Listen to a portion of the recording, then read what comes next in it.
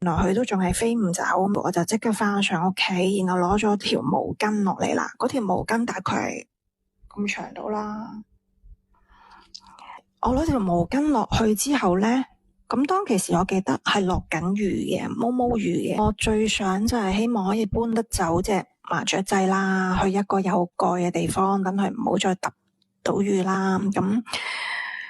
但係以我所知，啲麻雀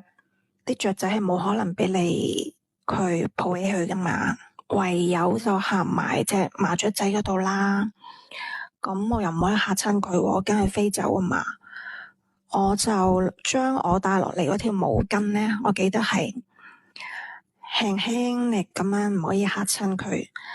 輕輕咁樣圍住佢個身，圍咗幾個圈，唔知圍咗一兩個圈，兩三個圈咁樣啦。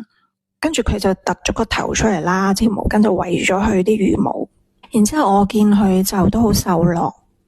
咁嘅樣，就冇反抗，即係佢都信任我覺得。咁於是乎我就記得我用手輕輕掃咗個頭2下3下，咁佢仲好冧咁嘅表情，咁我真係好難忘咯。講真，呢一世人都應該冇乜可能會俾你摸到隻麻雀仔㗎嘛，因為通常你行到埋佢都未掂到佢就已經飛走咗㗎啦嘛。咁跟住之後咧，我就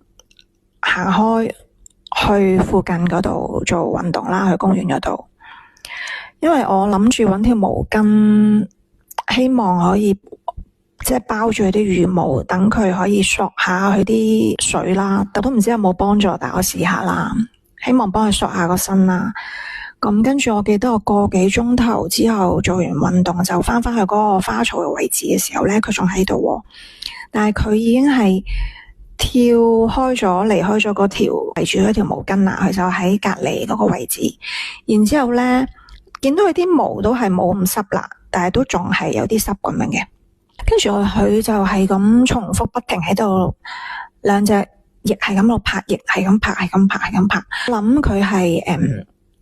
一方面佢想更加快啲拍翻乾晒嗰啲羽毛，一方面佢係應該想嘗試睇下飛唔飛得起。咁我見到係咁拍翼，係咁拍翼，都拍咗好耐，我都拍咗，我喺度睇咗佢幾分鐘。咁跟住我就覺得佢應該